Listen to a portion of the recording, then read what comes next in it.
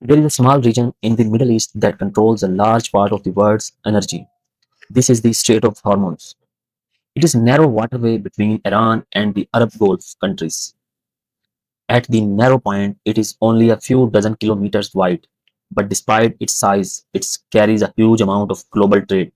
Around one-fifth of the world oil passes through this route every day. This makes it one of the most important locations on Earth. Now look at the geographically.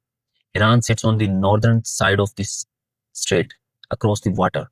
Are countries like Saudi Arabia, the United Arab Emirates, and Kuwait. These countries depend heavily on exporting oil, and most of that oil must pass through this narrow route. This creates a natural pressure point. If anything happens here, the entire world feels the impact. Like today, oil prices can rise, trade can slow down, economics can be affected. In recent time, tension in this region have increased. Shipping traffic has been reduced, some vessels avoid the area. Even small disruption can create global effect. This is why many countries pay close attention to this region. Now consider the position of the Arab Gulf states.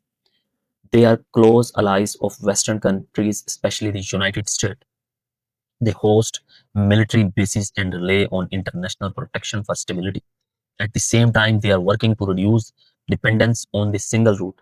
New pipeline and alternative export paths are being developed, but the Strait of Hormuz still remains critical. Now look at Iran.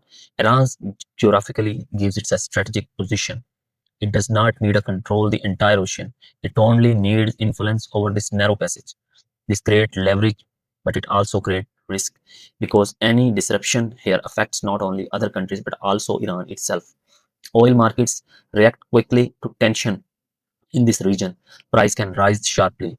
When uncertainty increases, this shows how deeply connected this small area is to the global system. So this situation is not simple. It is not only about conflict.